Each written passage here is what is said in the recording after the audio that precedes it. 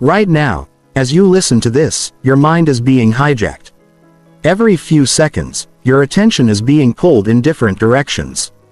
Your phone buzzes, your mind wanders, you think about what happened yesterday or worry about tomorrow.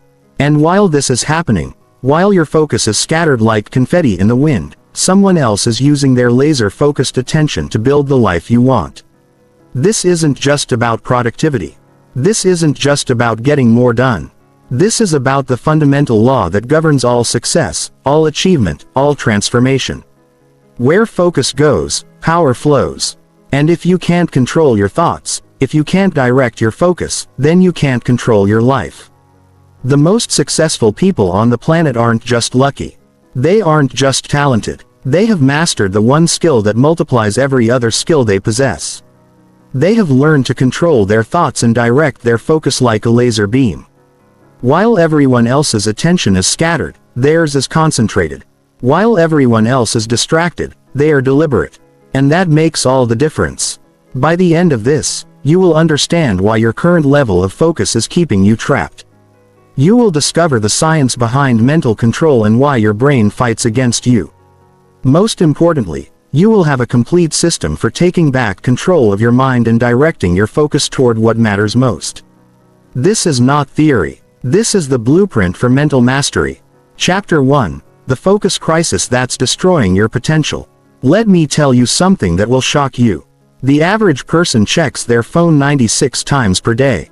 That's once every 10 minutes during waking hours. But it gets worse. Every time you get distracted, it takes an average of 23 minutes to fully refocus on what you were doing. Do the math. If you're getting distracted every few minutes, you're never actually focused at all. You're living in a state of continuous partial attention and it's killing your potential. While you think you're multitasking, what you're really doing is task switching at light speed. And each switch costs you mental energy, clarity, and power. You're burning cognitive fuel without getting anywhere, like spinning your wheels in mud. But here's what's really happening.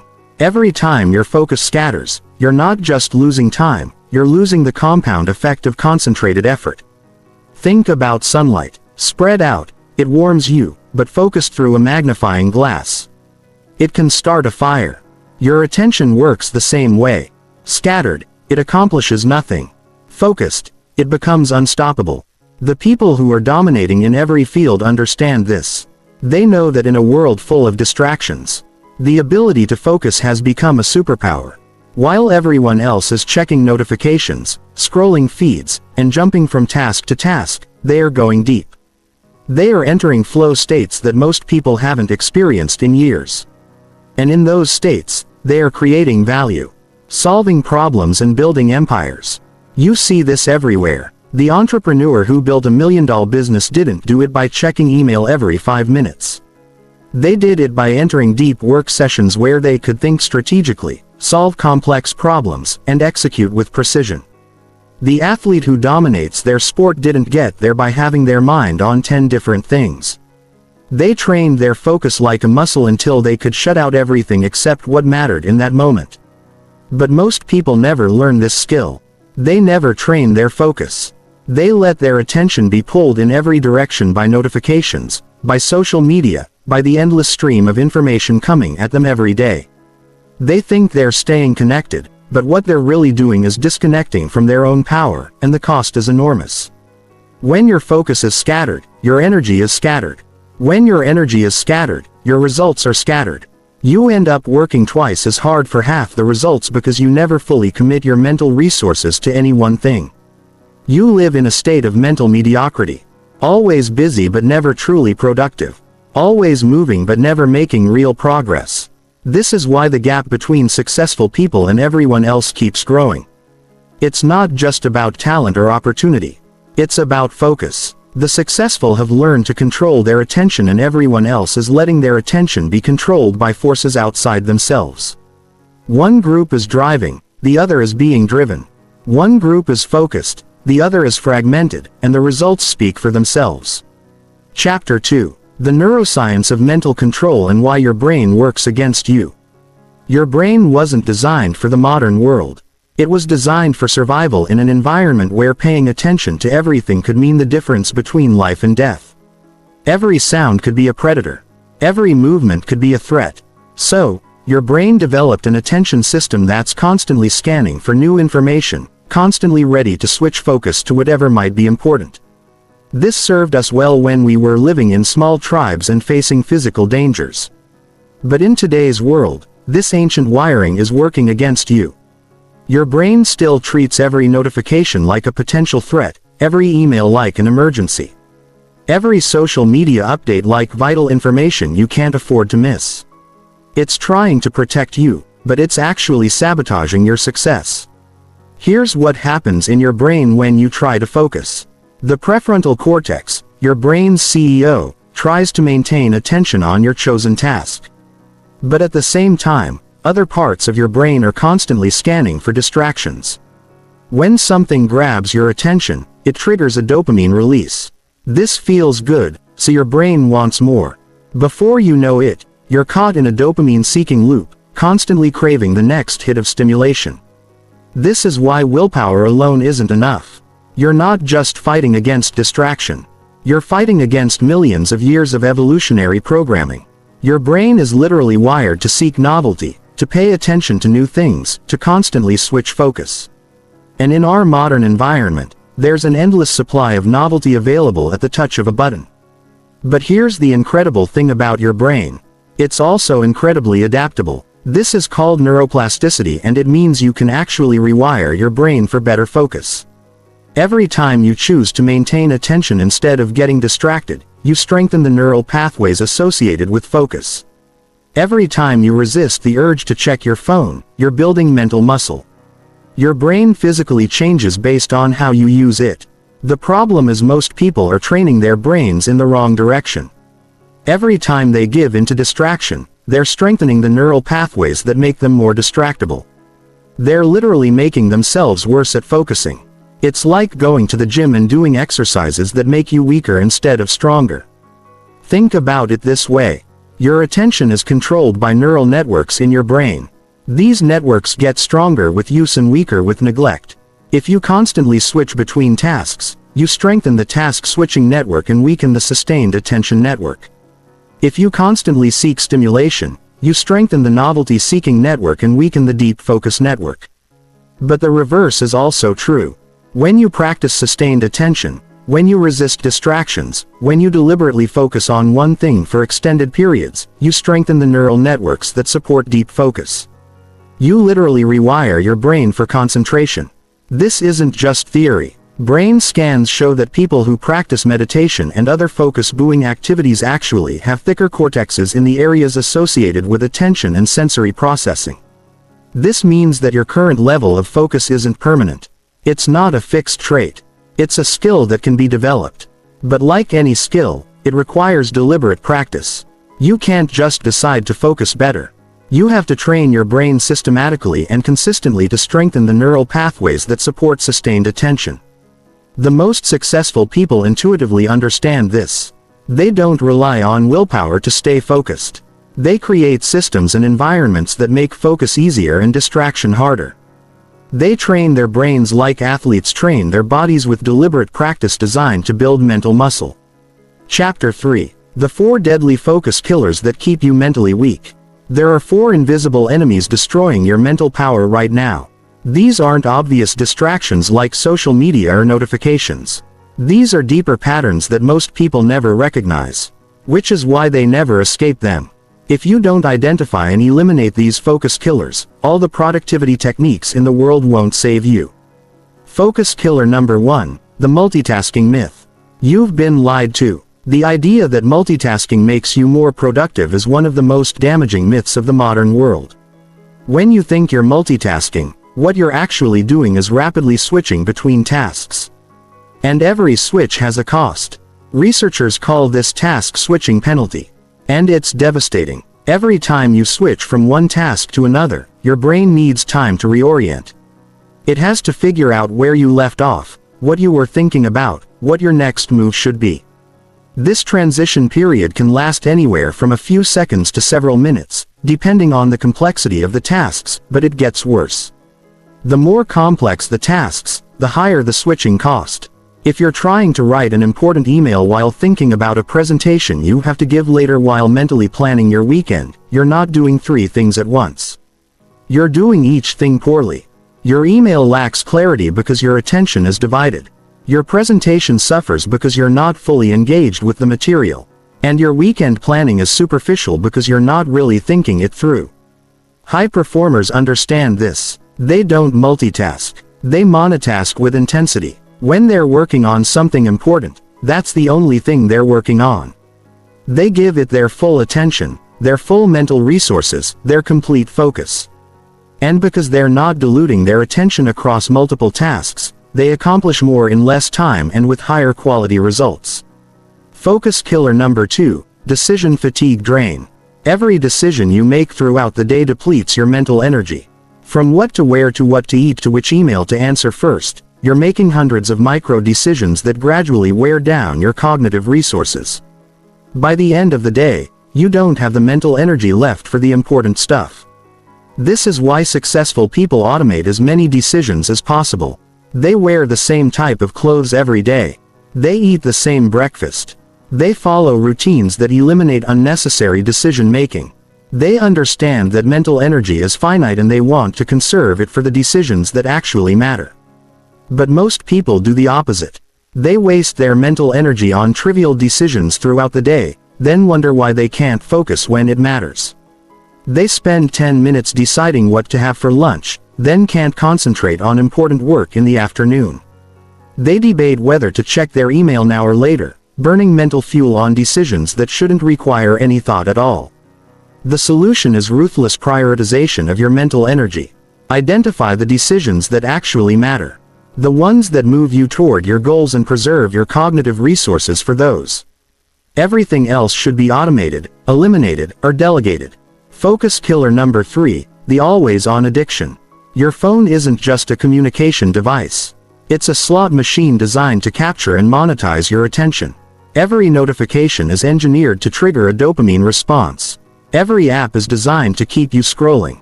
Every platform is optimized to make you addicted. And it's working. The average person spends over 7 hours a day looking at screens. That's more time than they spend sleeping. More time than they spend with their family. More time than they spend on any single activity except work. And even at work, they're often distracted by screens. This isn't just a productivity problem. It's literally rewiring your brain for distraction. Every time you check your phone, you're training your brain to seek immediate gratification instead of tolerating delayed rewards. You're conditioning yourself to crave constant stimulation instead of being comfortable with sustained attention. The most focused people treat their devices like tools, not entertainment. They use technology to enhance their capabilities, not to escape from reality. They have specific times when they check messages and social media instead of being constantly available. They understand that being always on makes them always off when it comes to deep work. Focus killer number 4, mental clutter chaos. Your environment shapes your thinking. If your physical space is cluttered, your mental space becomes cluttered. If your digital life is disorganized, your thoughts become disorganized. Chaos in your surroundings creates chaos in your mind. Most people underestimate how much their environment affects their ability to focus. They try to do important work in spaces filled with distractions. They keep their phones on their desk while trying to concentrate. They work in noisy environments and wonder why they can't think clearly. They have dozens of browser tabs open and question why they feel mentally scattered. Your environment should support your focus, not fight against it. Every object in your workspace should have a purpose. Every tool should be deliberately chosen. Every distraction should be eliminated. The most productive people design their environments like laboratories for concentration. Everything supports the work. Nothing detracts from it. This extends to your digital environment too. Your computer desktop should be clean. Your browser should have only the tabs you need. Your phone should be in another room or at least face down. When you're doing important work, you need to take control of your environment before you can take control of your mind. These 4 focus killers work together to create a perfect storm of distraction. The multitasking fragments your attention. The decision fatigue depletes your mental energy. The always-on addiction rewires your brain for instant gratification. And the mental clutter makes it impossible to think clearly. Together, they ensure that you never reach your full potential. But once you identify them, once you understand how they're sabotaging your success, you can begin to eliminate them. And when you do, you'll discover a level of mental power you forgot you had. Chapter 4. The Focus Power System for Complete Mental Domination. Now that you understand what's working against you, it's time to build the system that will give you complete control over your thoughts and attention. This isn't just another productivity technique. This is a comprehensive framework for mental domination that will transform how you think, work, and live. The Focus Power System is built on 4 pillars: attention architecture, cognitive control, flow state engineering, and power channeling. Master these 4 elements, and you'll be able to direct your mental resources with surgical precision toward whatever matters most. Let's break down each pillar. Pillar 1. Attention architecture. This is about designing your environment and your systems to support sustained focus instead of fragmenting it. Most people work against their own architecture. They create environments that make distraction easy and focus hard. Then they wonder why they can't concentrate. Attention architecture starts with understanding that your environment is an extension of your mind. If your environment is chaotic, your thinking becomes chaotic. If your environment is designed for focus, your thinking becomes focused. This means you need to engineer every aspect of your surroundings to support deep work. Your physical space should be optimized for the type of thinking you need to do. If you're doing creative work, you might need inspiring visuals and natural light. If you're doing analytical work, you might need a clean, minimal space that eliminates visual distractions. If you're doing communication-heavy work, you might need multiple monitors and easy access to your communication tools. But it goes deeper than just your physical space. Your temporal architecture matters, too. This is about designing your schedule to protect your peak mental energy for your most important work. Most people do this backward. They waste their best hours on trivial tasks, then try to do important work when they're mentally drained. High performers do the opposite. They identify when their mental energy is highest, usually in the morning, and block out that time for their most important work. They batch similar tasks together to minimize task switching costs. They create buffer zones around their deep work sessions to ease into and out of focus states. Your digital architecture is equally important. This means setting up your devices and applications to support focus instead of undermining it. Turn off non-essential notifications. Use apps that block distracting websites during work sessions. Set up your computer so that everything you need for deep work is easily accessible and everything that might distract you is hidden or eliminated. Pillar 2. Cognitive control. This is about training your mind like you would train your body. Just as you can build physical strength through deliberate exercise, you can build mental strength through deliberate practice. Cognitive control is the foundation of all mental performance. The key insight is that attention is like a muscle. The more you use it deliberately, the stronger it becomes. The more you let it wander, the weaker it gets. Most people never train their attention muscle, then wonder why they can't sustain focus when they need it. Cognitive control training starts with learning to notice when your attention has wandered. This sounds simple, but it's actually quite difficult. Most people are unconscious of their mental state. Their minds wander constantly and they don't even realize it's happening. The first step is developing metacognitive awareness, which is the ability to observe your own thinking. Once you can catch your mind wandering, you can begin to redirect it. This is where the real training happens. Every time you notice your attention has drifted and you deliberately bring it back to your chosen focus, you're doing a mental repetition. You're strengthening the neural pathways that support sustained attention. This is why meditation is so powerful for developing focus. It's not about relaxation or stress relief, although those are nice side effects. It's about training your mind to maintain attention on a chosen object. Whether that's your breath, a mantra, or a visual focus point. Every time your mind wanders and you bring it back, you're building cognitive control. But meditation isn't the only way to build cognitive control. Any activity that requires sustained attention will strengthen this mental muscle. Reading challenging books without distractions. working on complex problems without switching tasks, having deep conversations without checking your phone. These are all forms of attention training. Pillar 3. Flow state engineering. Flow is the state of complete absorption in an activity. It's when you're so focused that everything else disappears. Time seems to slow down or speed up. Self-consciousness fades away. You feel like you're operating at peak capacity, effortlessly handling challenges that would normally stretch your abilities. Flow isn't just a nice experience. It's a high-performance state where you accomplish more in a few hours than most people accomplish in days. When you're in flow, your cognitive resources are fully aligned with your task. There's no mental friction, no inner resistance, no competing thoughts. All of your mental power is channeled toward a single objective. The problem is that most people experience flow rarely and randomly. They wait for it to happen instead of deliberately creating the conditions that make it more likely. Flow state engineering is about understanding the specific conditions that trigger flow and systematically creating those conditions. Flow requires a balance between challenge and skill. If a task is too easy, you get bored. If it's too difficult, you get anxious. But when the challenge matches your skill level, when you're stretched but not overwhelmed, flow becomes possible.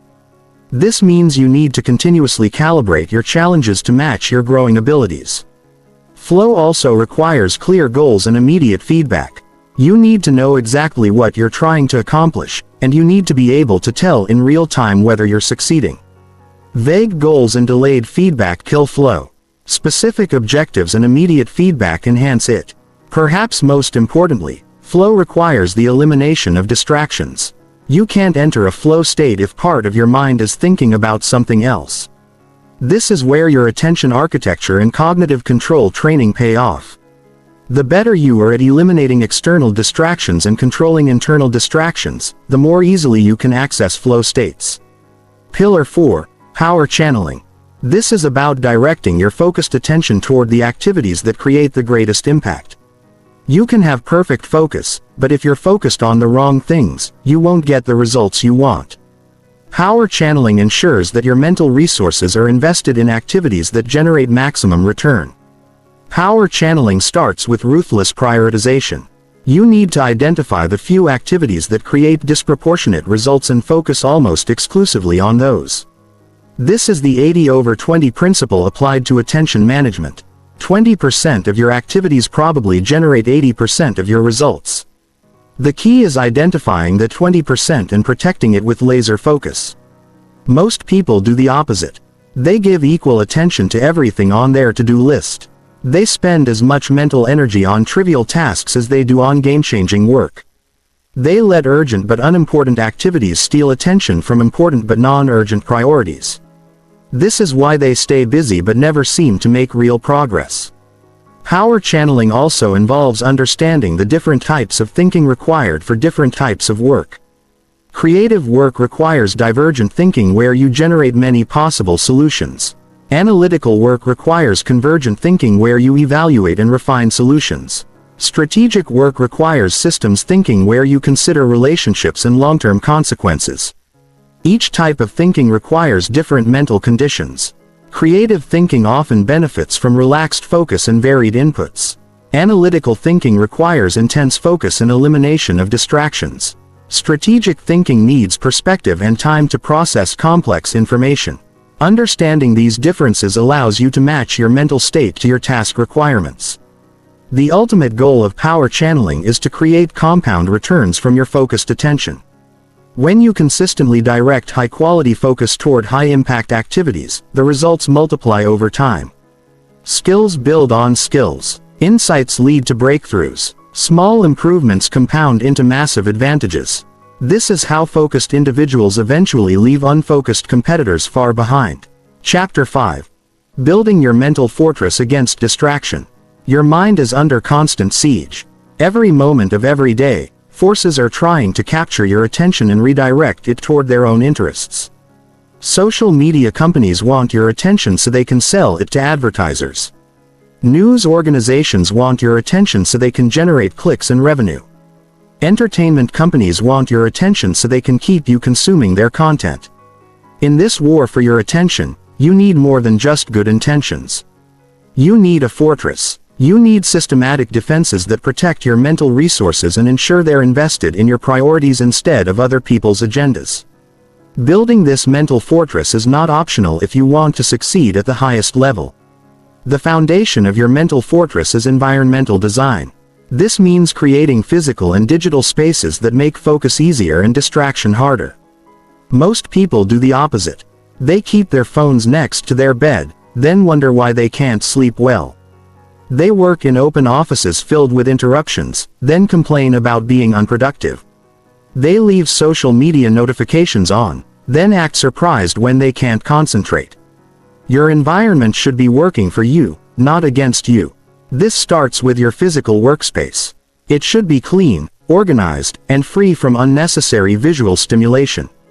Everything in your workspace should serve a specific purpose related to your important work. If it doesn't help you focus, it shouldn't be there. Your desk should contain only what you need for your current task. Extra papers, unrelated books, personal items that trigger memories or emotions should be stored elsewhere. Your workspace is not a place for decoration or personal expression. It's a tool designed for one purpose, helping you think clearly and work effectively. Lighting matters more than most people realize. Natural light is ideal, but if that's not available, you want bright, consistent illumination that doesn't create shadows or glare. Poor lighting forces your brain to work harder to process visual information, which reduces the mental energy available for your actual work. Temperature control is equally important. If you're too hot or too cold, part of your mental processing is devoted to dealing with physical discomfort instead of focusing on your task. The ideal temperature for cognitive performance is usually between 68 and 72 degrees Fahrenheit, but the key is finding what works best for you and maintaining consistency. Sound environment requires careful attention. Some people work best in complete silence. Others need consistent background noise to mask intermittent distractions. The worst sound environment is one with irregular, unpredictable noises that repeatedly grab your attention. If you can't control the sounds around you, high-quality noise-canceling headphones are a worthwhile investment. Your digital fortress is even more critical than your physical one. This is because digital distractions are designed to be addictive. They're created by teams of psychologists and data scientists whose job is to capture and monetize your attention. You're not fighting against accidental distractions. You're fighting against sophisticated systems designed to hijack your mind. The first line of defense is notification management. Turn off every notification that isn't absolutely essential. This includes email notifications, social media alerts, news updates, and app notifications. These interruptions don't just steal the few seconds it takes to read them. They break your concentration and force you to use mental energy to refocus on your original task. Set specific times for checking messages and social media instead of being constantly available. Most successful people check email 2 or 3 times per day, not every few minutes. They have designated periods for social media consumption, not continuous scrolling throughout the day. They treat their attention like a valuable resource that needs to be protected and invested wisely. Website and application blocking software can be powerful tools for maintaining focus during your designated deep work periods. Block access to websites and applications that might tempt you away from your important work. This removes the willpower component from staying focused. Instead of constantly fighting the urge to check social media, you simply make it impossible. Phone management is crucial. Your smartphone is probably the most potent distraction device ever created. It needs to be treated with extreme caution. During focused work sessions, your phone should be in another room, turned off, or at minimum face down in silent mode.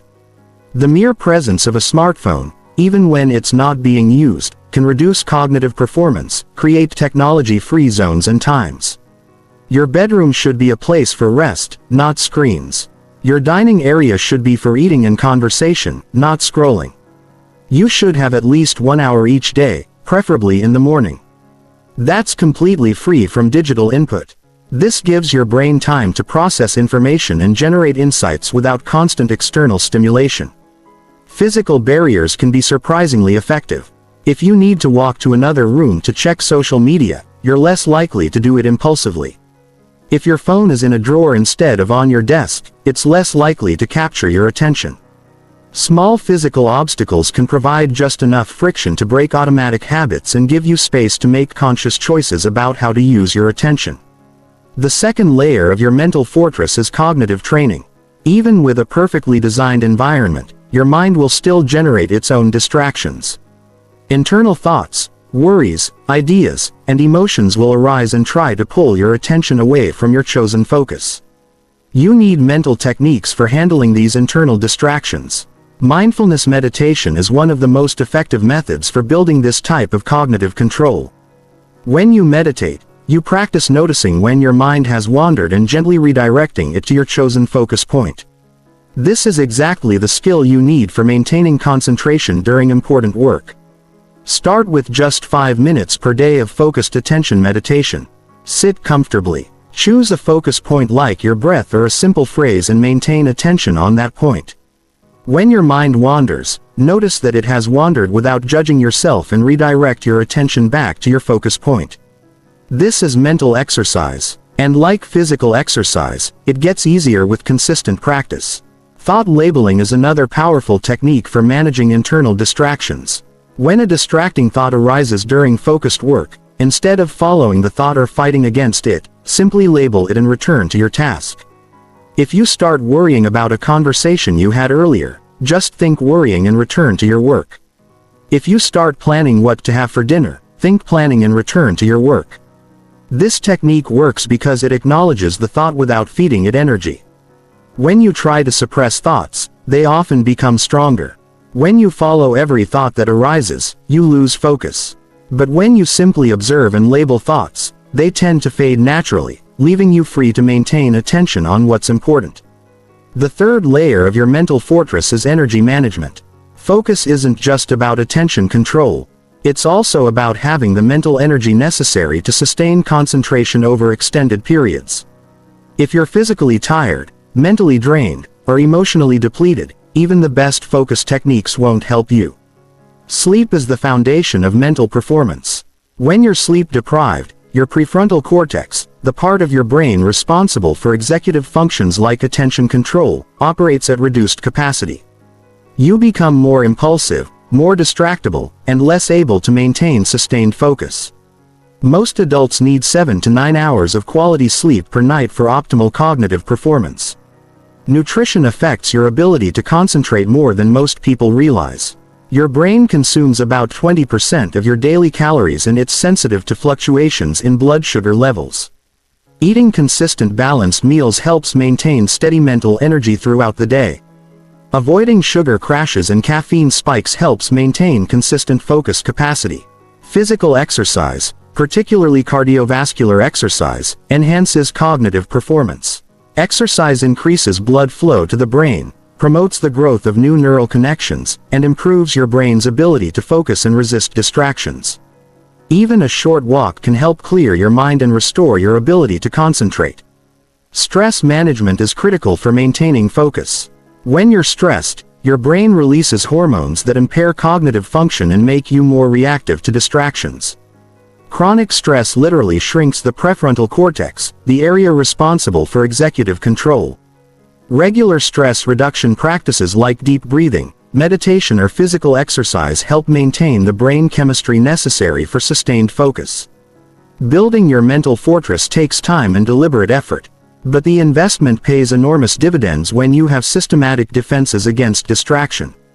When your environment supports focus instead of undermining it, when your mind is trained to maintain attention on what matters most, you gain access to a level of mental performance that most people never experience. You become capable of sustained, high-quality thought that generates insights, solutions, and results that seem impossible to those operating from a scattered, reactive mental state. Chapter 6. The Compound Effect of Concentrated Thought. Here's what separates the truly successful from everyone else. It's not just that they can focus for a few minutes or even a few hours.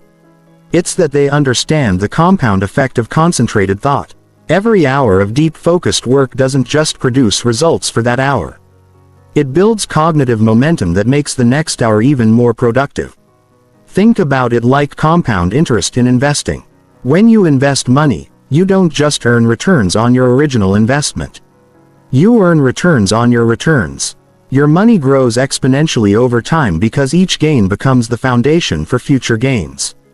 Focused thinking works exactly the same way. When you spend an hour in deep concentration, you're not just completing tasks. You're strengthening your focus muscle. You're building neural pathways that make future concentration easier. You're developing insights that inform future work. You're creating cognitive momentum that carries forward into everything else you do.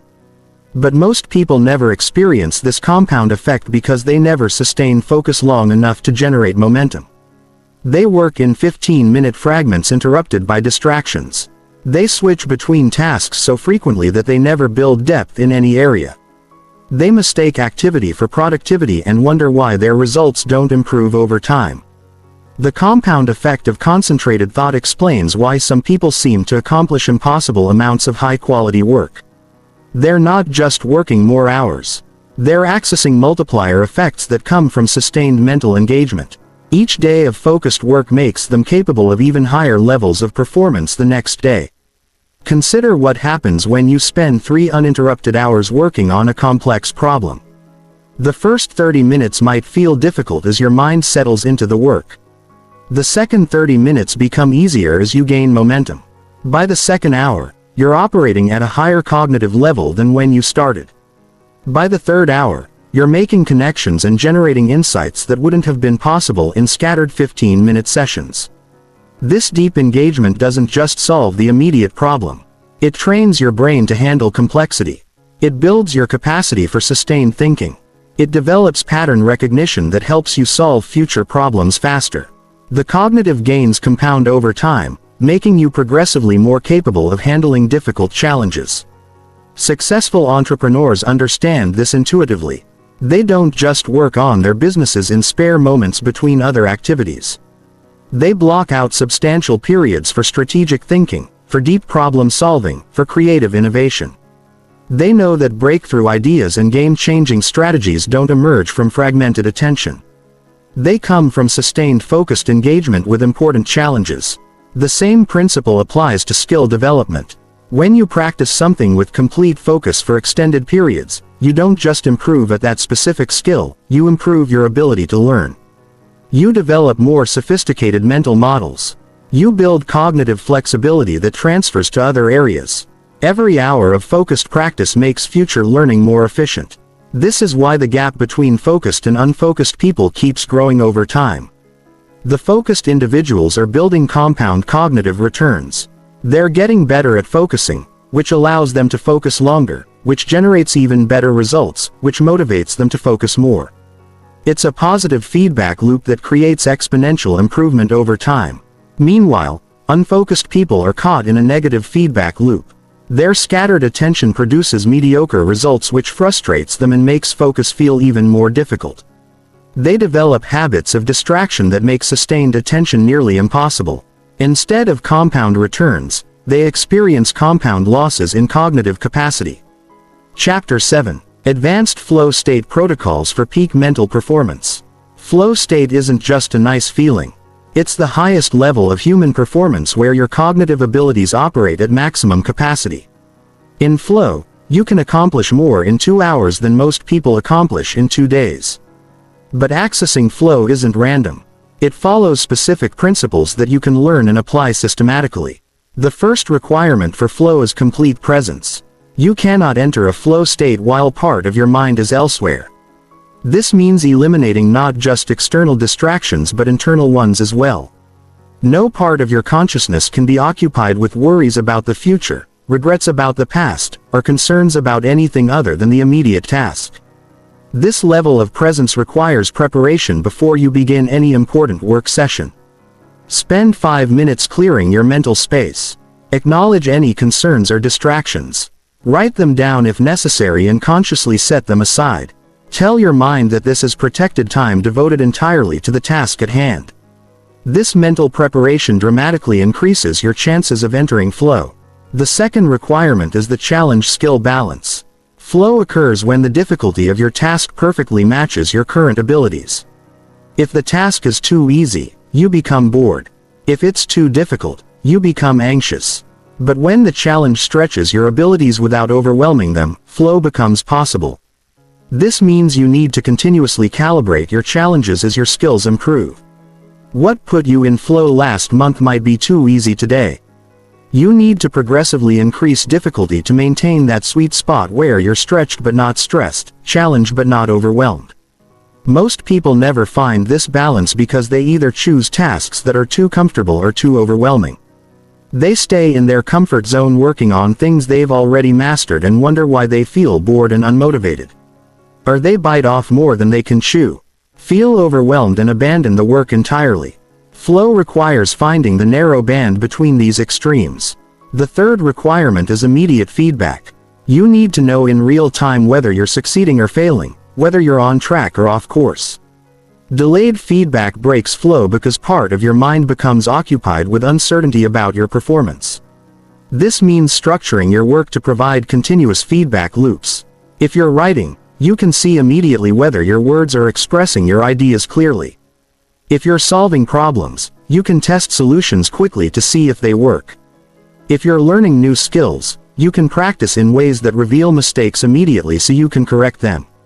Many people sabotage their flow potential by working on projects with vague goals and delayed feedback. They spend weeks on initiatives without knowing whether they're making progress. This uncertainty creates anxiety and prevents the total engagement necessary for flow states. The fourth requirement is intrinsic motivation.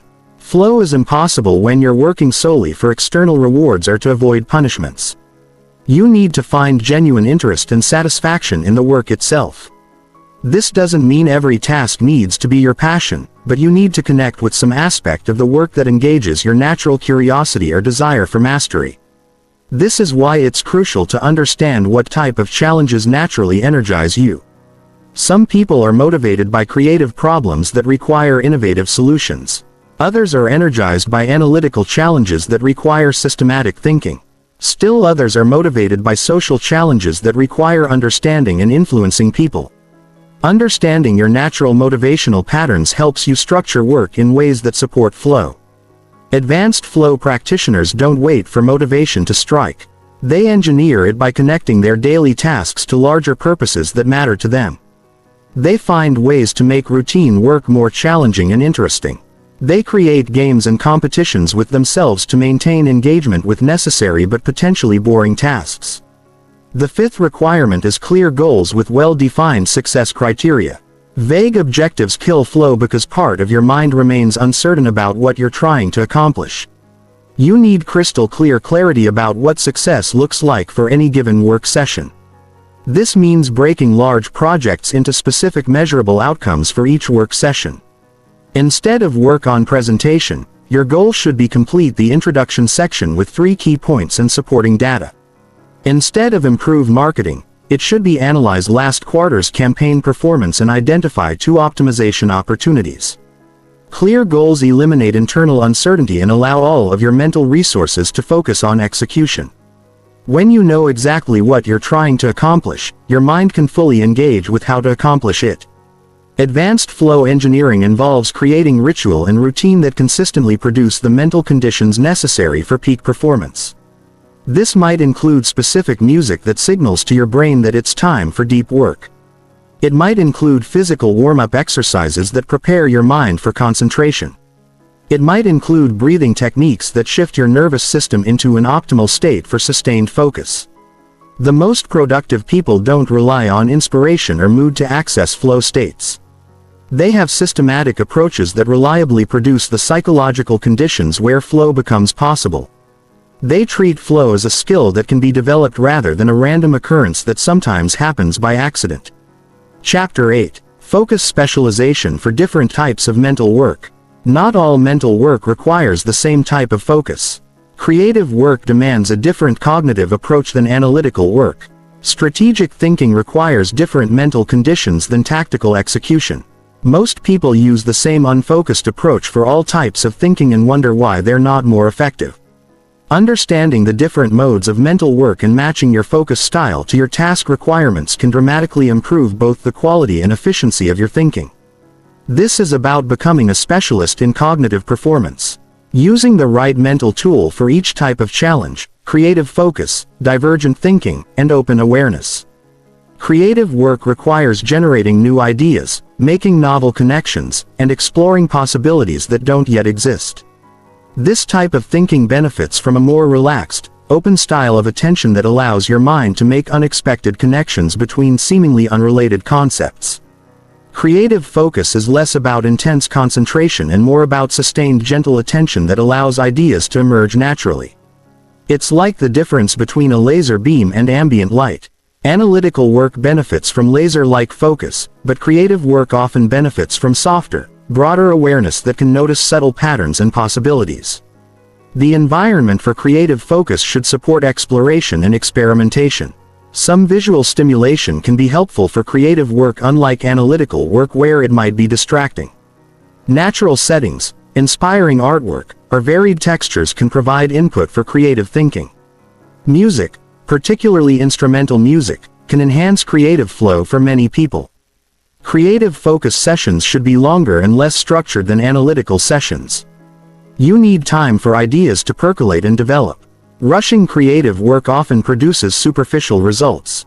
The best creative insights often emerge after extended periods of gentle engagement with a challenge. When your subconscious has time to process information and generate novel solutions, physical movement can enhance creative thinking. Many breakthrough ideas occur during walks when the rhythm of walking and the change of scenery stimulate different patterns of neural activity. Some of history's greatest thinkers, from Charles Darwin to Steve Jobs, were famous for their walking meetings and thinking walks. Analytical focus, convergent thinking, and precision. Attention. Analytical work requires evaluating information, identifying patterns, solving problems with clear parameters, and making logical deductions. This type of thinking benefits from intense, precise focus that can examine details without being distracted by irrelevant information. Analytical focus is about convergent thinking, where you narrow your attention to specific elements and examine them with surgical precision. This requires a clean environment with minimal distractions, consistent lighting that doesn't strain your eyes, and tools that support systematic analysis. For analytical work, complete silence or consistent background noise is usually ideal. Intermittent sounds that grab your attention can break the concentrated thought necessary for detailed analysis. Your workspace should be organized so that everything you need is easily accessible without breaking your concentration. Analytical focus sessions can be shorter but more intense than creative sessions. Your mind can only sustain high-precision attention for limited periods before mental fatigue sets in. Working in focused sprints with brief recovery periods often produces better analytical results than trying to maintain peak concentration for hours. Tools and systems become more important for analytical work than for creative work. Spreadsheets, databases, analytical frameworks, and systematic methodologies help structure your thinking and prevent you from overlooking important details. The goal is to augment your analytical capabilities with external tools that extend your cognitive capacity, strategic focus, systems thinking, and pattern recognition. Strategic thinking requires understanding complex relationships, anticipating consequences, and making decisions with incomplete information. This type of thinking benefits from a broad perspective that can see patterns across different domains and time horizons. Strategic focus is about connecting the dots between seemingly separate pieces of information. It requires stepping back from immediate details to see larger patterns and trends. This often requires alternating between focused analysis of specific elements and broad reflection on how those elements fit together. The environment for strategic thinking should support reflection and contemplation. This might mean working in a different location than your usual workspace. Perhaps somewhere that provides a broader perspective literally as well as figuratively.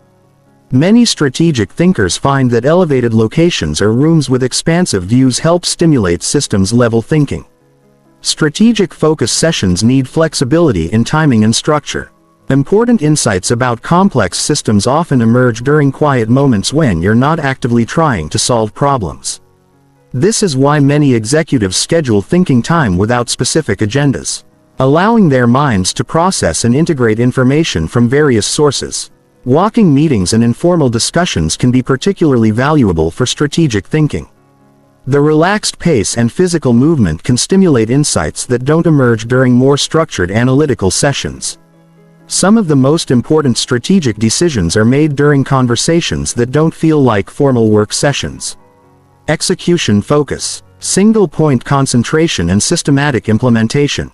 Execution work requires translating plans into action, maintaining consistency over time and paying attention to details that ensure quality results. This type of thinking benefits from disciplined systematic focus that can maintain quality standards while working efficiently. Execution focus is about sustained attention to process rather than outcome.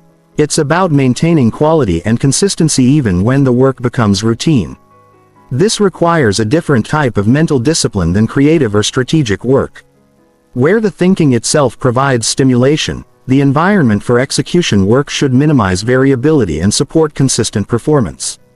This means standardized tools, organized workflows, and minimal decisions about how to approach each task. The goal is to eliminate cognitive load from process decisions so all your mental energy can be devoted to quality execution. Execution focus benefits from rhythm and routine. Many people find that music with a consistent beat helps maintain steady productivity during execution work. Others prefer complete silence that allows them to hear their internal rhythm of work. The key is finding what supports sustained quality performance for you. Batch processing similar tasks can dramatically improve execution efficiency. Instead of switching between different types of work throughout the day, grouping similar activities reduces task switching costs and allows you to maintain execution focus for longer periods. This might mean dedicating specific days or times to particular types of execution work. Chapter 9. The Neuroplasticity Advantage and Long-Term Transformation. Your brain is not fixed. Every thought you think, every action you take, every focused decision you make is literally reshaping your neural architecture. This is neuroplasticity. And it's the key to understanding why some people can completely transform their mental capabilities while others remain stuck in the same patterns for years. Most people dramatically underestimate their capacity for cognitive change. They think that their attention span, their ability to focus, their mental discipline are fixed traits that can't be significantly improved. This is completely false. Your brain is constantly rewiring itself based on how you use it. And you can deliberately direct this rewiring process to enhance your mental performance. Every time you choose to maintain focus instead of giving in to distraction, you strengthen the neural pathways that support sustained attention. Every time you resist the urge to check your phone during important work, you build mental discipline. Every time you push through cognitive fatigue to maintain concentration, you expand your capacity for focused thinking. But the reverse is also true. Every time you give in to distraction, you strengthen the neural pathways that make you more distractible. Every time you let your mind wander during important tasks, you train your brain to be unfocused. Every time you choose immediate gratification over sustained effort, you make it harder to concentrate in the future. This means that your current level of focus is not your permanent level. It's simply the result of how you've been training your brain up to this point. If you've been training it for distraction, that's what you've gotten. But if you start training it for focus, that's what you'll develop. The choice is entirely yours. The science behind this is remarkable. Brain imaging studies show that people who engage in sustained attention practices actually develop thicker cortexes in the areas associated with focus and cognitive control. Meditation practitioners have larger prefrontal cortexes, the brain region responsible for executive functions like attention regulation and impulse control. But you don't need to meditate for hours to access these benefits. Even modest amounts of focused attention practice can produce measurable changes in brain structure. Studies show improvements in attention and cognitive control after just 8 weeks of brief daily meditation practice. The key is consistency over intensity. Practicing focused attention for 20 minutes every day produces better results than practicing for 3 hours once per week. This is because neuroplasticity responds to repetition over time, not to single intense sessions. Every day you practice, you're reinforcing the neural changes that support better focus. This has profound implications for how you approach mental development instead of waiting for motivation or inspiration to strike. You can systematically build the cognitive capabilities you want through deliberate practice. You can literally design your mental capabilities by choosing how to use your attention day after day. The compound effect of neuroplasticity explains why some people seem to have unlimited mental energy and focus while others struggle with basic concentration. The high performers have been unknowingly training their brains for peak performance through years of focused work habits. The low performers have been unknowingly training their brains for distraction through years of scattered attention patterns. But here's the encouraging news. Neuroplasticity continues throughout your entire life. Your brain retains the ability to rewire itself regardless of your age or your current level of focus. It's never too late to start building better cognitive capabilities. The brain you have today is not the brain you have to keep tomorrow. The most dramatic changes occur in the first few months of consistent practice. Many people report significant improvements in their ability to concentrate within just a few weeks of implementing focused attention practices. This is because the brain prioritizes changes that are repeated consistently. When you practice focus every day, your brain treats this as important and allocates resources to supporting these capabilities.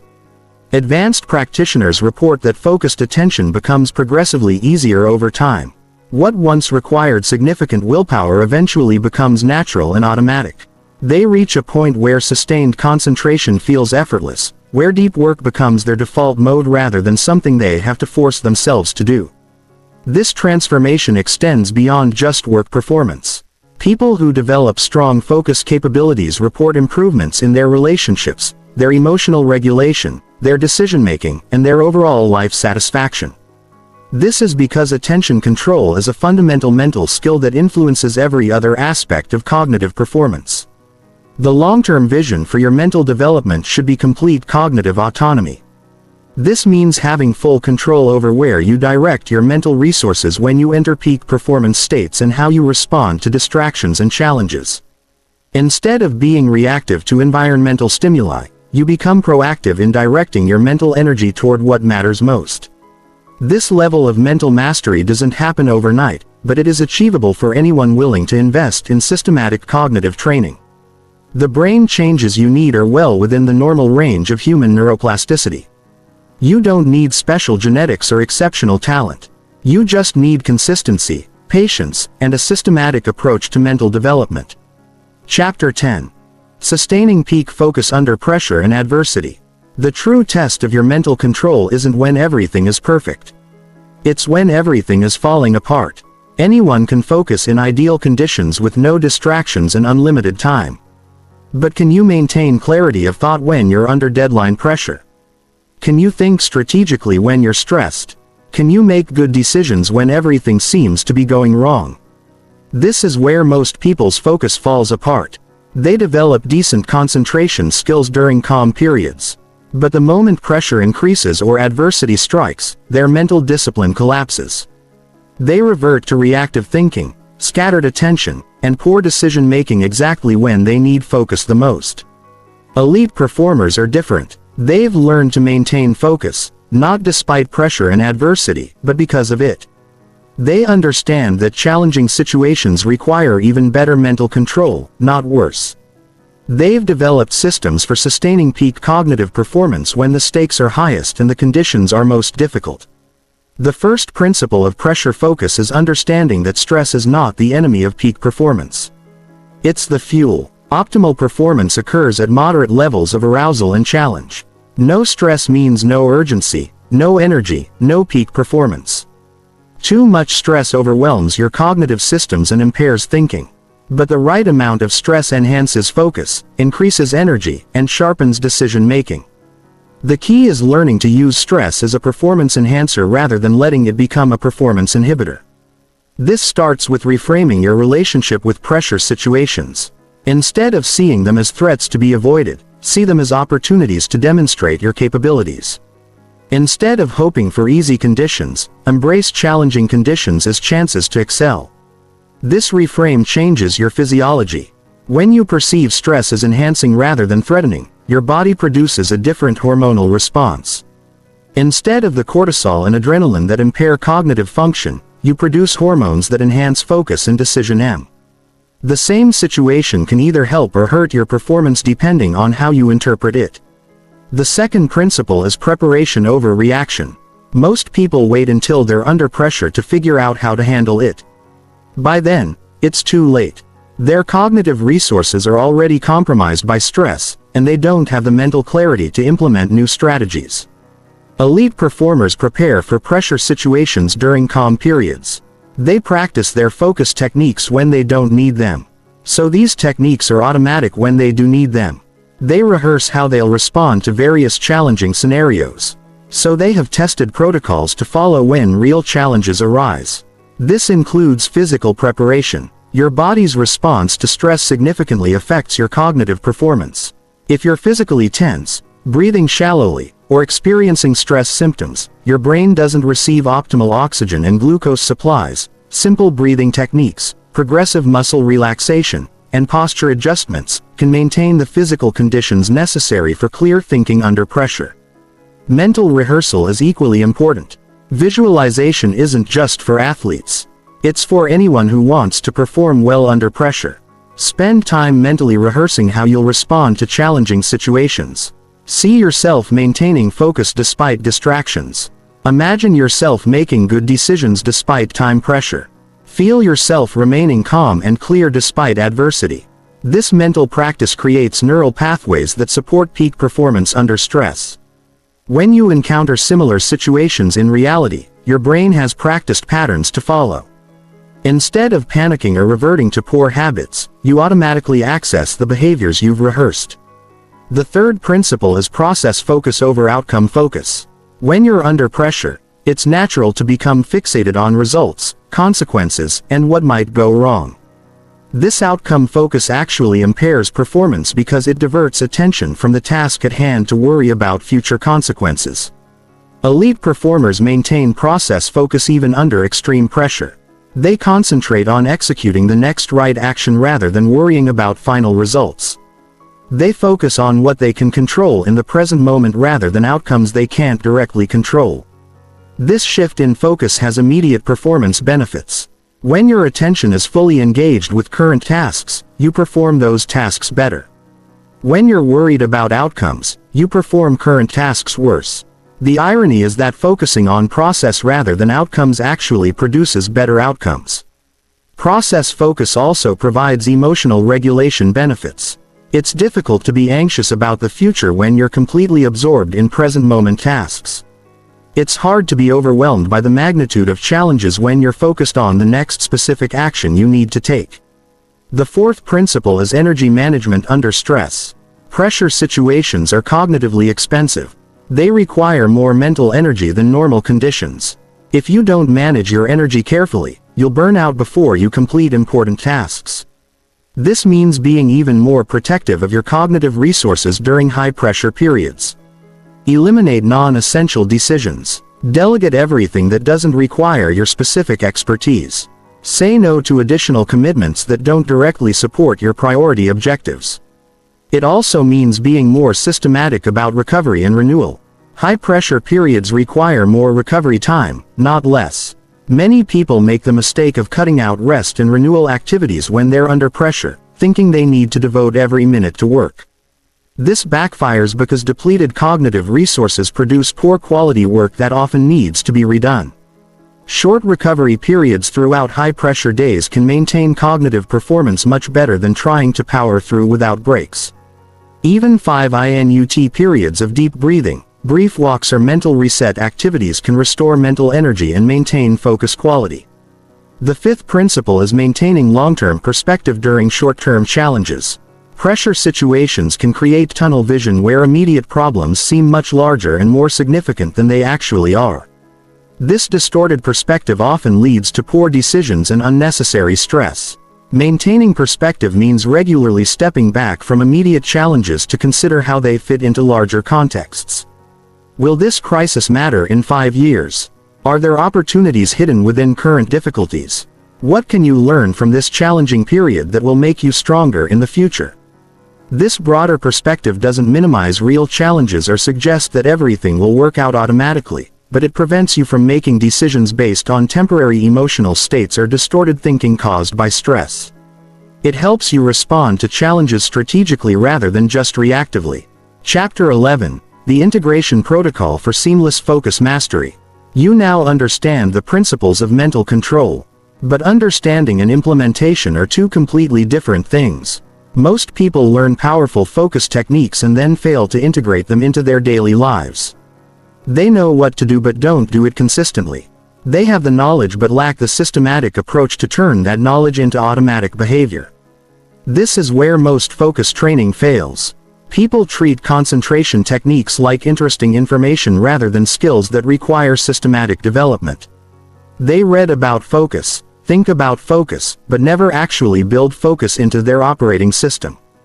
The integration protocol changes this by providing a systematic method for embedding focus mastery into every aspect of your life. The first phase of integration is habit stacking. This means attaching new focus practices to existing behaviors that are already automatic. Instead of trying to remember to practice focus techniques at random times throughout the day, you link them to activities you already do without thinking. For example, every time you sit down at your computer, you spend 30 seconds doing a focus preparation ritual. Every time you check your email, you first take 3 conscious breaths to center your attention. Every time you start a new task, you spend 10 seconds clarifying your objective and removing potential distractions from your workspace. These micro practices seem insignificant individually, but they compound over time to create a foundation of consistent focus habits. You're not trying to change everything at once. You're gradually weaving focus practices into your existing routine until they become as automatic as brushing your teeth. The second phase is environmental automation. This means designing your spaces and systems so that focused behavior becomes the path of least resistance. Most people fight against their environment every time they want to concentrate. They have to overcome distractions, find the right tools, and create focus conditions from scratch every time they want to do important work. Integration means reversing this dynamic. Your environment should automatically support focus and require effort to become distracted. This means default settings on all your devices that minimize notifications and distractions. It means workspaces that are pre-organized for concentration. It means tools and resources that are immediately available when you need to focus and inconvenient to access when you want to procrastinate.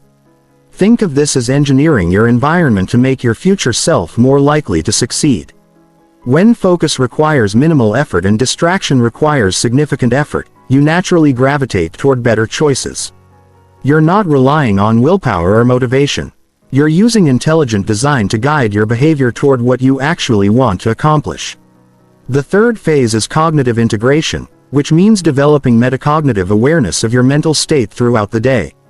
This is the ability to monitor your own thinking, to notice when your focus is sharp or scattered, and to make real-time adjustments to optimize your cognitive performance. Most people are unconscious of their mental state. They don't notice when their attention starts to wander until they've been distracted for minutes or even hours. They don't recognize the early signs of cognitive fatigue until their thinking has already become sluggish and ineffective. They work against their natural mental rhythms instead of leveraging them. Cognitive integration means developing the awareness to recognize different mental states and the skill to shift between them deliberately. You learn to notice when you're in a state that's perfect for creative work versus analytical work versus strategic thinking. You develop the ability to recognize when you need a break before your performance deteriorates. You become skilled at entering flow states on demand rather than waiting for them to happen randomly. This requires developing what psychologists call metacognitive awareness, which is essentially the ability to observe your own thinking processes. You can practice this throughout the day by periodically asking yourself questions like, how clear is my thinking right now? What is my current level of focus? What type of mental work would be most appropriate for my current state? The fourth phase is social integration, which means aligning your relationships and commitments with your focus priorities. Other people can either support or sabotage your mental development, often without realizing it. Friends who constantly interrupt you during work hours. Family members who don't respect your focus time. Colleagues who expect immediate responses to non-urgent communications. Social integration means having conversations about your focus priorities and establishing boundaries that protect your cognitive resources. This isn't about being antisocial or unavailable. It's about being strategic about when and how you engage with others so you can be fully present when you choose to be social and fully focused when you choose to work. This might mean establishing specific hours when you're available for non-urgent communications and other hours when you're not. It might mean explaining to people why you don't respond to messages immediately and when they can expect responses. It might mean creating physical or temporal boundaries around your most important work. The goal is to eliminate the constant background anxiety that comes from feeling like you should always be available to everyone. When you have clear boundaries and systems for managing social interactions, you can focus completely during work time and connect completely during social time. The fifth phase is temporal integration, which means designing your schedule to support sustained focus rather than fragmented attention. Most people's schedules are focus killers. They switch between different types of work every hour, interrupt deep work with meetings, and fragment their attention across multiple priorities throughout the day. Temporal integration means batching similar activities, protecting blocks of time for deep work, and creating daily and weekly rhythms that support sustained cognitive performance. This might mean dedicating entire mornings to creative work, afternoons to communication and meetings, and evenings to planning and reflection. It also means understanding your personal cognitive rhythms and aligning your most important work with your peak mental energy periods. Some people think most clearly first thing in the morning. Others hit their cognitive peak in the late morning or early afternoon. Still others do their best thinking in the evening. The key is identifying your patterns and protecting those high-energy periods for your most important work. Temporal integration also involves creating recovery rhythms that prevent cognitive burnout. This means short breaks throughout focused work sessions, longer recovery periods between intense work days, and regular periods of complete mental rest where you don't engage in any cognitively demanding activities. The integration protocol isn't something you implement all at once. It's a systematic process of gradually embedding focus mastery into every aspect of your life until concentrated attention becomes your default mode rather than something you have to consciously activate. When this integration is complete, peak mental performance becomes effortless and automatic rather than something you have to force. Chapter 12. The Psychology of Sustained Mental Excellence. The difference between people who achieve temporary focus improvements and those who sustain peak mental performance for decades comes down to psychology, not technique. Most focus training fails because it ignores the psychological foundations that make sustained excellence possible. You can learn the best concentration techniques in the world, but if you don't address the deeper psychological patterns that drive behavior, you'll eventually revert to old habits. Sustained mental excellence requires understanding and working with your psychological drives rather than against them. This means identifying what truly motivates you to maintain focus, what unconsciously sabotages your concentration efforts, and what psychological conditions support long-term commitment to mental development. The first psychological foundation is intrinsic motivation alignment. Most people try to improve their focus for external reasons. They want to be more productive so their boss will be impressed. They want to accomplish more so they'll feel successful compared to others. They want to develop concentration skills because they think they should, not because they genuinely want to.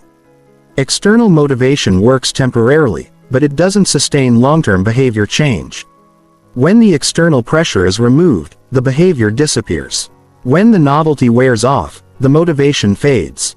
When immediate results aren't visible, the effort stops. Intrinsic motivation is different. It comes from genuine interest, personal satisfaction, and internal drive for mastery. When you're intrinsically motivated to develop focus, you practice concentration techniques because you find the process inherently rewarding. You value mental clarity for its own sake, not just for the results it produces. This means connecting your focus development to deeper values and interests. If you value creativity, focus on how concentration enhances your creative capabilities. If you value contribution, focus on how mental clarity allows you to help others more effectively. If you value learning, focus on how sustained attention accelerates skill development. The psychological research is clear. Intrinsically motivated behavior is more persistent, more resilient to obstacles, and more likely to continue even when external rewards are removed. People who develop lasting focus skills are those who find genuine satisfaction in the process of mental training itself. The second psychological foundation is identity integration. Most people see focus techniques as something they do rather than something they are. They practice concentration exercises but don't see themselves as focused people. They use productivity systems but don't identify as highly productive individuals. This identity gap creates internal resistance to sustained change. Part of their self-concept is fighting against the new behaviors they're trying to develop. They're trying to act like a focused person while still thinking of themselves as someone who struggles with concentration. This internal conflict eventually wins and they revert to behaviors that match their self-image. Identity integration means gradually shifting your self-concept to align with the mental capabilities you want to develop. Instead of saying I'm trying to get better at focusing, you start thinking I am someone who values and maintains mental clarity. Instead of I'm working on my concentration, you think I am a person who has developed strong cognitive control. This isn't positive thinking or self-deception. It's a deliberate process of updating your self-concept based on evidence from your changing behavior. Every time you choose focus over distraction, you're providing evidence that you are becoming a more focused person. Every time you maintain attention despite obstacles, you're proving to yourself that you have mental discipline. The identity shift happens gradually through consistent action. But it accelerates when you consciously acknowledge and integrate these new capabilities into your self-concept. You start to see yourself differently. And this new identity naturally supports behaviors that are consistent with who you now believe yourself to be. The third psychological foundation is cognitive flexibility about setbacks and obstacles. Most people have an all-or-nothing mentality about focus development. They expect linear progress and get discouraged when they have bad days or periods of scattered attention. They interpret temporary setbacks as evidence that they're not cut out for sustained focus and they abandon their development efforts. This perfectionist mindset is psychologically devastating for long-term progress. Real focused development involves fluctuations, setbacks, and periods of apparent stagnation. Your brain is rewiring itself, and this process isn't always smooth or predictable. Some days your concentration will be excellent, others will be challenging, and many will be somewhere in between.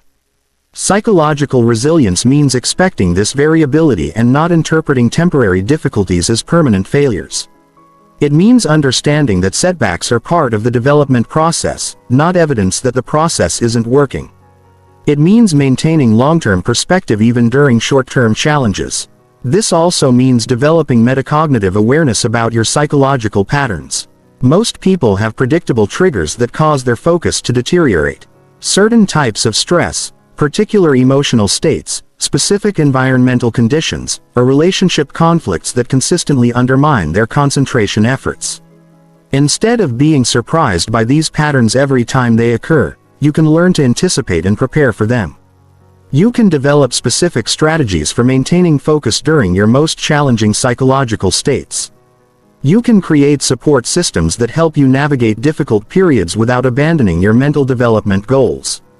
The fourth psychological foundation is sustainable challenge calibration. Many people approach focused development with unsustainable intensity. They try to transform their concentration abilities overnight through extreme measures. They commit to meditation practices that require hours per day, work schedules that eliminate all breaks, or focus regimens that are so demanding they can't maintain them for more than a few weeks. This approach almost always backfires. Extreme measures create psychological resistance and eventual burnout. When you can't sustain the intensity you've committed to, you feel like a failure and often abandon the entire focus development process. Sustainable challenge means finding the level of effort that stretches your capabilities without overwhelming your psychological resources. This is usually less intense than what motivation gurus recommend, but it's infinitely more effective because you can maintain it consistently over time. The goal is gradual, continuous improvement rather than dramatic transformation. Small improvements compounded over months and years produce much better results than intense efforts that burn out after a few weeks. This requires patience and long-term thinking, but it leads to genuine lasting change in your mental capabilities. The fifth psychological foundation is purpose connection. Focused development can feel abstract and disconnected from what you really care about. When concentration techniques feel like another item on your to-do list rather than a means to accomplish what matters most to you, maintaining motivation becomes difficult. Purpose connection means clearly linking your focus development to outcomes and experiences that you genuinely value.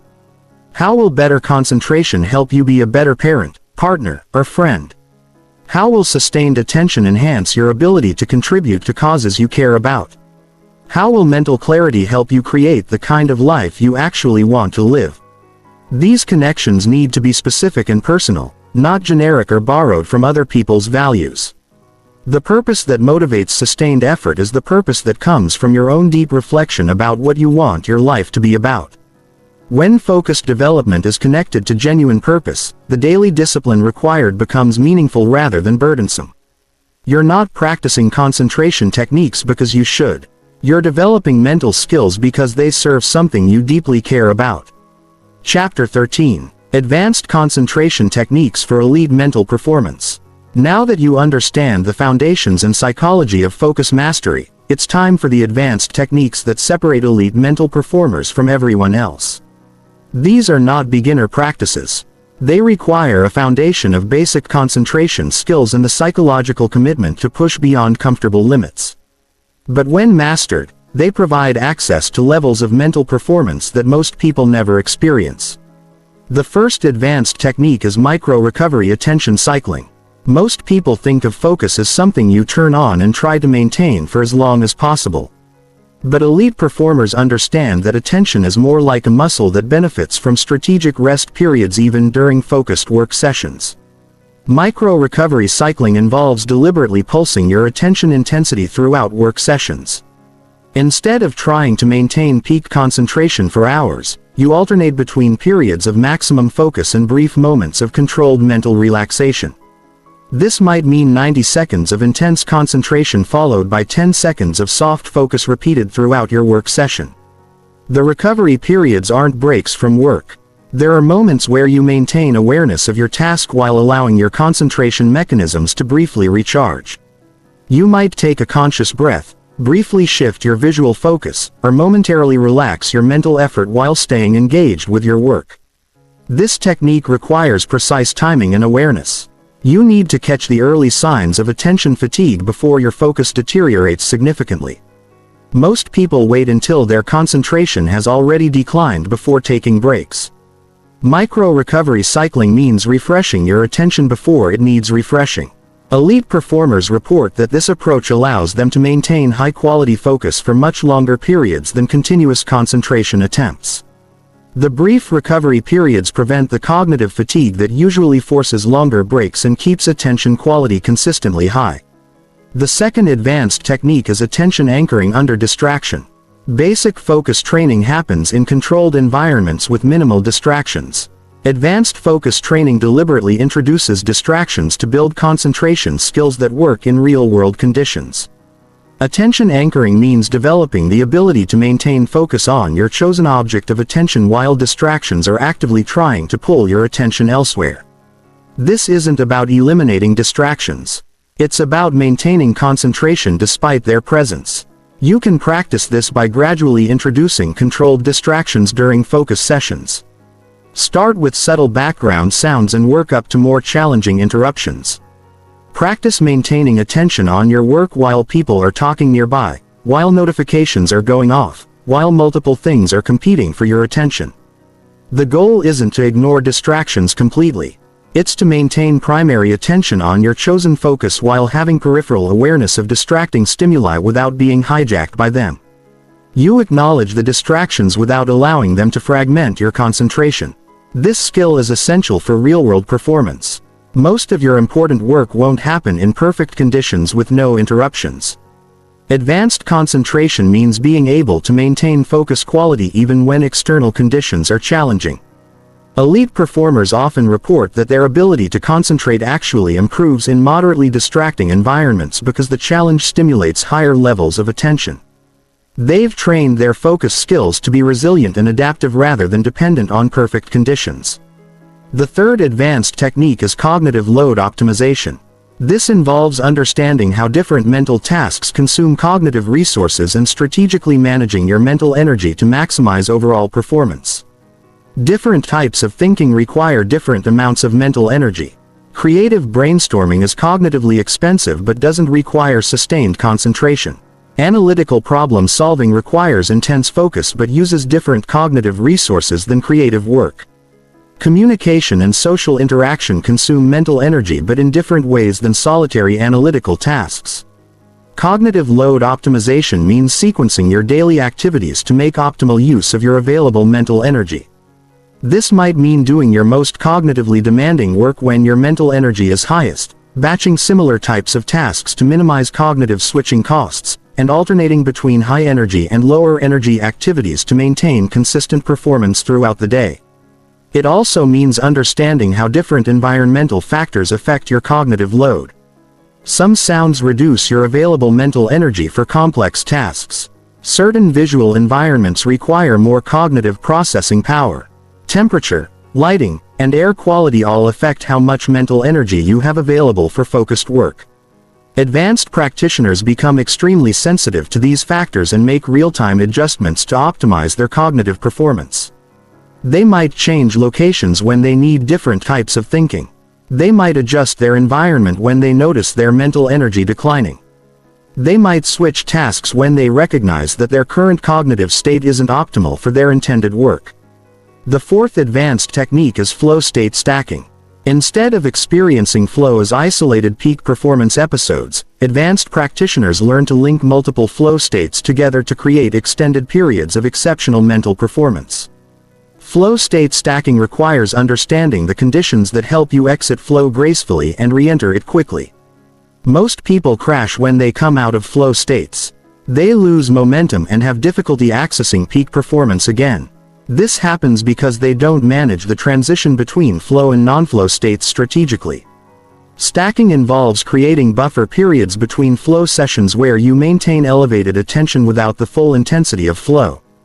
During these transition periods, you might do less demanding tasks that keep your mind engaged while allowing your peak performance systems to rest briefly. You also learn to prepare for re-entry into flow states by creating consistent rituals and environmental conditions that reliably trigger flow. This might include specific music, particular physical positions, certain breathing patterns, or mental preparation routines that signal to your brain that it's time to enter peak performance mode. Advanced practitioners report being able to maintain elevated performance for entire days by stacking multiple flow sessions with strategic transition periods. This allows them to accomplish extraordinary amounts of high-quality work while maintaining the sense of effortless engagement that characterizes flow states. The fifth advanced technique is attention granularity control. This involves developing the ability to adjust the scope and intensity of your attention with precision based on task requirements. Some work requires broad, diffuse attention that can notice patterns across wide fields of information. Other tasks require narrow, intense focus on specific details. Most people have one default attention style and try to use it for all types of work, which reduces their effectiveness on tasks that require different attention approaches. Attention granularity control means developing multiple attention styles and the ability to switch between them deliberately. You learn when to use broad scanning attention, when to use narrow analytical focus, when to use creative divergent attention, and when to use systematic sequential attention. This also includes developing the ability to adjust attention intensity based on task difficulty and importance.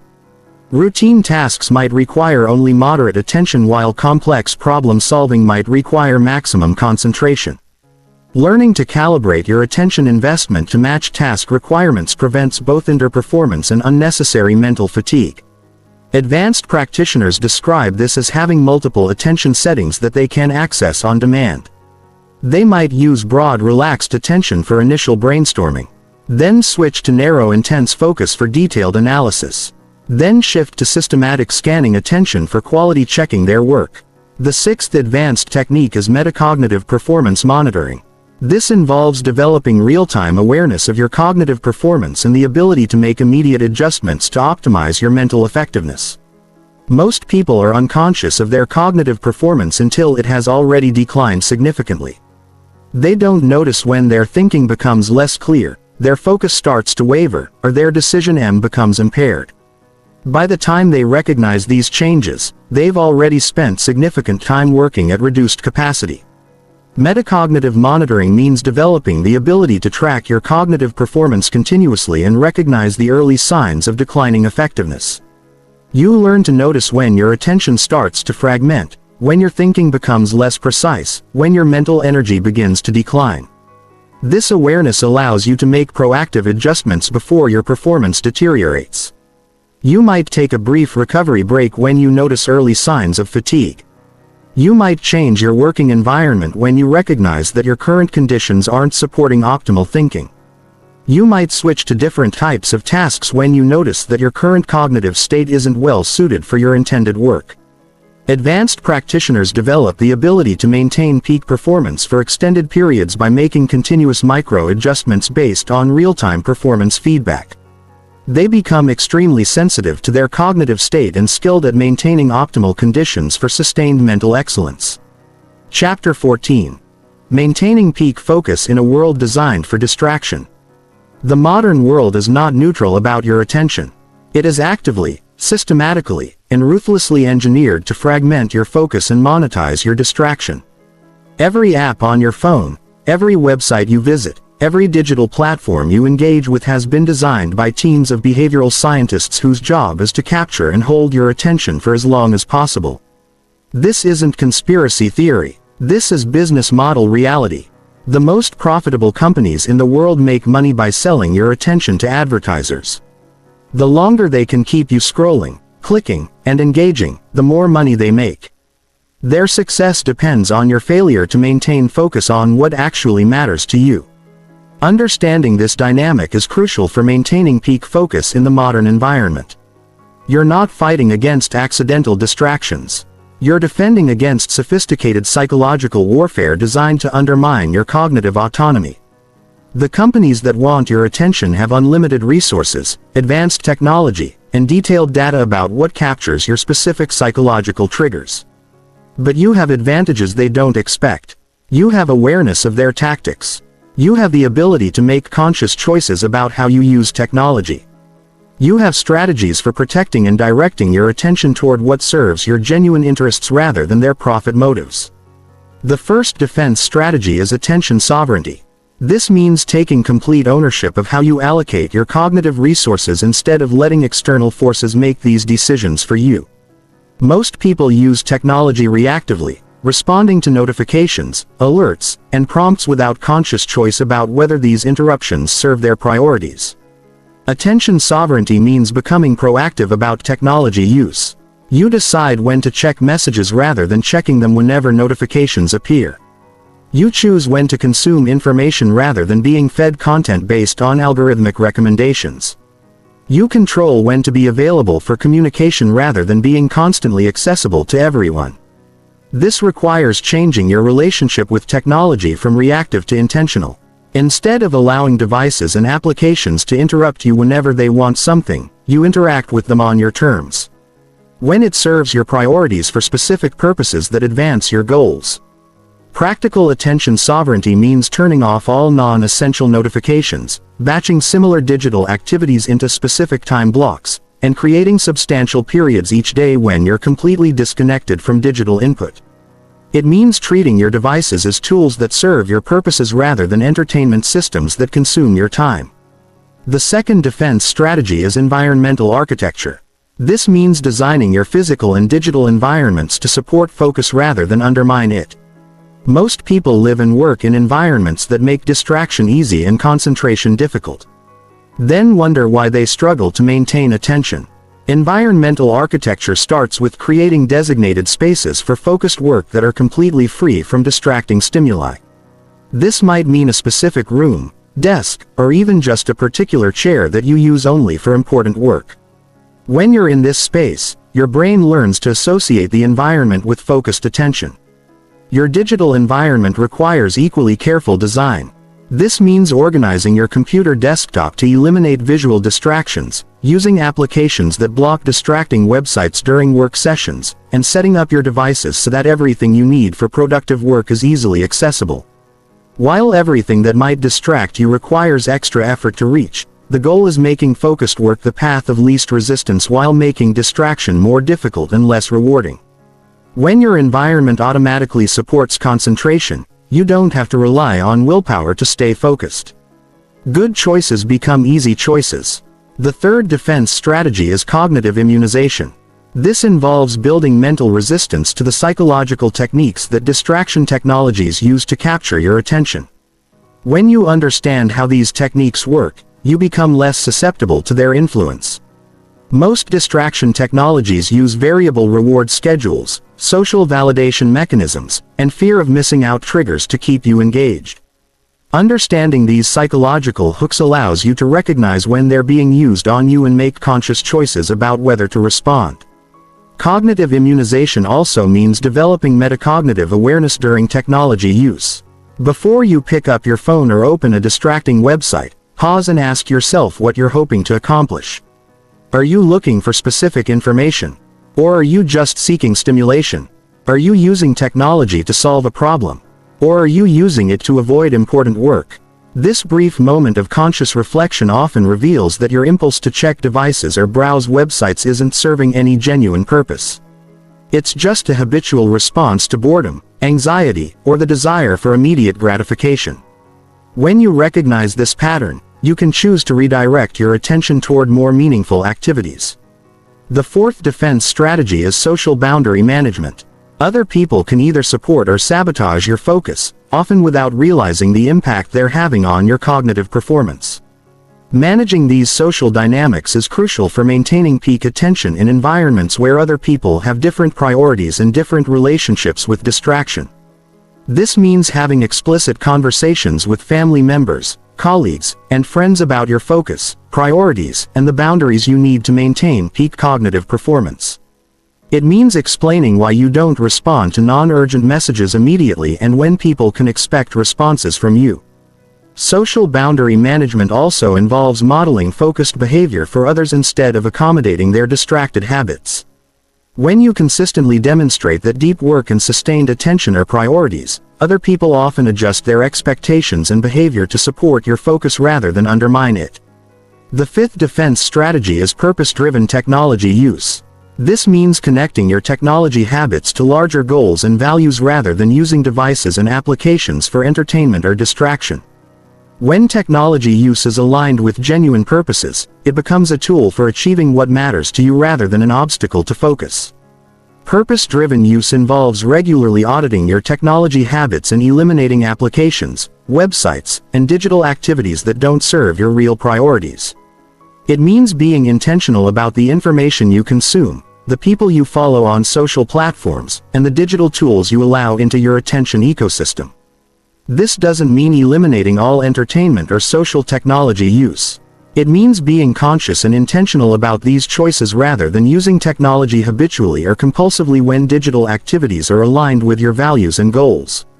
They support your overall life satisfaction rather than undermining your ability to focus on what matters most. The sixth defense strategy is attention training consistency.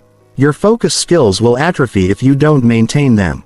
Just as physical fitness requires ongoing exercise, cognitive fitness requires regular practice. This is especially important in environments designed to weaken your concentration abilities. Consistent attention training means maintaining daily practices that strengthen your focus muscles regardless of external conditions.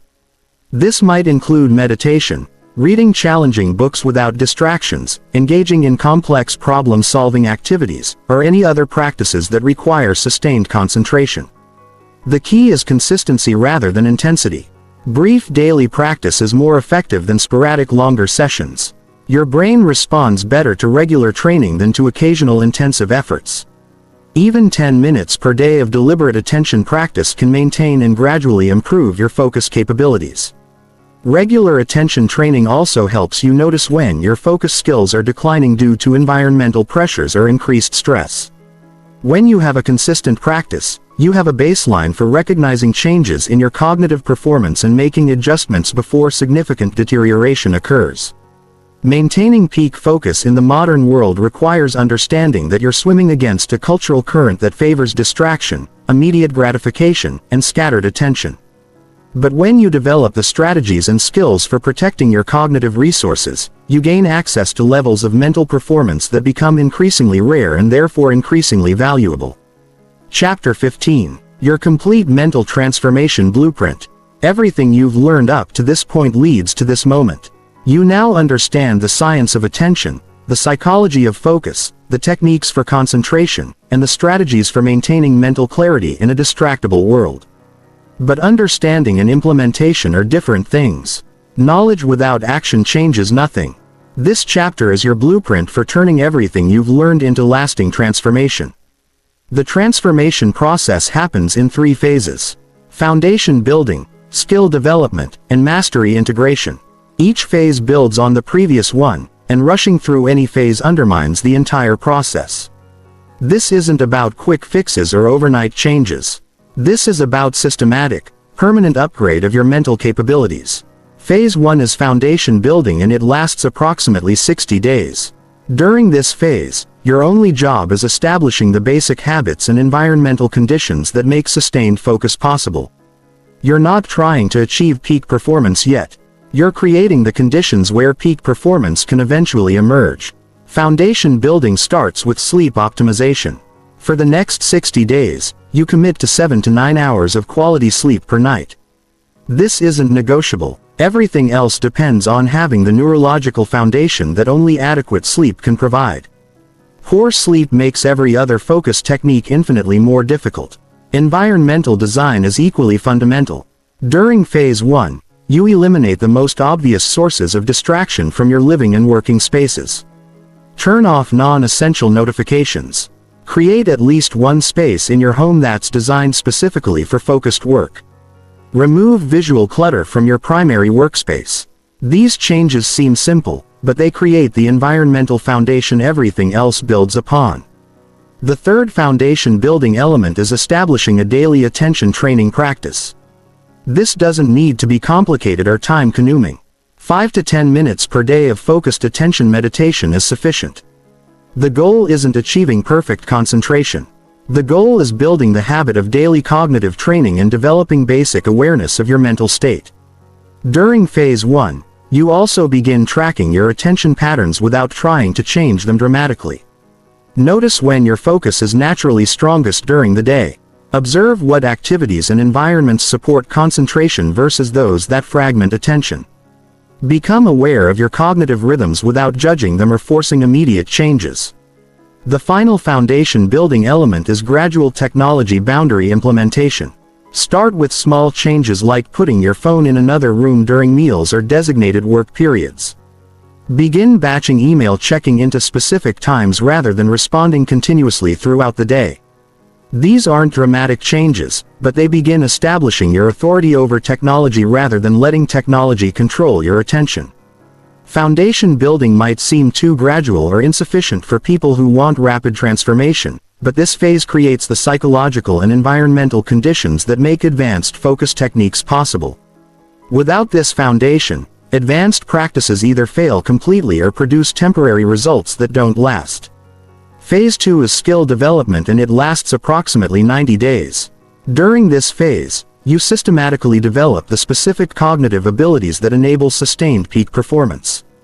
This is where you learn to enter flow states reliably, maintain concentration under pressure, and direct your attention with precision toward what matters most. Skill development begins with implementing the focus power system you learned about earlier. You start using attention architecture principles to optimize your environment for different types of mental work. You begin practicing cognitive control techniques that allow you to redirect your attention when it wanders. You experiment with flow state engineering to identify the conditions that reliably produce peak performance for you. During this phase, you also begin specializing your focus techniques for different types of work. You develop different attention approaches for creative tasks versus analytical work versus strategic thinking. You learn to calibrate your attention intensity based on task requirements rather than using the same unfocused approach for everything. Advanced distraction resistance techniques are introduced during phase 2. You practice maintaining concentration while gradually increasing the level of environmental distractions. You develop the ability to work effectively even when conditions aren't perfect. You build cognitive resilience that allows you to maintain focus quality despite obstacles and interruptions. Phase 2 also includes systematic stress-focus integration. You learn to maintain cognitive clarity during high-pressure situations rather than letting stress undermine your thinking. You practice using pressure as a performance enhancer rather than a performance inhibitor. You develop strategies for sustaining focus during adversity rather than only when everything is going well. The advanced concentration techniques from Chapter 13 are gradually introduced during Phase 2. You begin experimenting with micro-recovery attention cycling, attention anchoring under distraction, and flow state stacking. These techniques require the foundation established in Phase 1 and shouldn't be attempted earlier in the process. Phase 3 is mastery integration, which is ongoing for the rest of your life. During this phase, focused attention becomes your default mode rather than something you have to consciously activate. Peak cognitive performance becomes automatic rather than something you have to force. Mental clarity becomes as natural as breathing. Mastery integration means that focus skills become integrated into your identity rather than remaining external techniques you sometimes use. You no longer think of yourself as someone who's trying to develop better concentration. You are someone who naturally maintains sustained attention on what matters most. During this phase, you begin teaching focus principles to others, which deepens your own understanding and commitment. You become a model of what sustained attention looks like in practice. Your consistent demonstration of focused behavior influences the people around you and creates environments that support rather than undermine concentration. Advanced practitioners in Phase 3 develop the ability to maintain peak cognitive performance regardless of external conditions. They can focus deeply in chaotic environments. They can think strategically under extreme pressure. They can access flow states in suboptimal conditions. They become antifragile in their cognitive capabilities, getting stronger rather than weaker when faced with challenging mental conditions. Mastery integration also involves continuous refinement of your focus skills based on changing life circumstances and evolving challenges. The specific techniques you use may change over time, but your commitment to mental clarity and your ability to direct attention with precision become permanent characteristics. The transformation blueprint isn't just about individual focus improvement. It's about becoming the kind of person who creates value through sustained high-quality thinking. When you can consistently direct your mental resources toward what matters most, you become capable of contributions that scattered, distracted people simply cannot make. This transformation changes everything. Your work quality improves dramatically because you can think more clearly and deeply about important problems. Your relationships improve because you can be fully present with people instead of being mentally scattered. Your learning accelerates because you can sustain attention on challenging material instead of giving up when things get difficult. Most importantly, you develop cognitive autonomy. Instead of having your attention controlled by external forces, you choose where to direct your mental energy. Instead of being reactive to distractions and interruptions, you become proactive about protecting and investing your cognitive resources. The choice is yours. You can continue operating with scattered, fragmented attention like most people, accomplishing less than your potential and feeling constantly overwhelmed by competing demands for your mental energy. Or you can commit to the systematic development of focus mastery and access levels of cognitive performance that most people never experience. Where focus goes, power flows. The question is, where will your focus go from here? Will you let it be controlled by forces outside yourself? Or will you take complete ownership of your most valuable resource and direct it toward creating the life and impact you actually want? The techniques exist. The science is proven. The blueprint is complete. All that remains is your decision to begin and your commitment to continue until focused attention becomes as natural and automatic as breathing. Your transformed mind is waiting. The only question is whether you'll do what's necessary to claim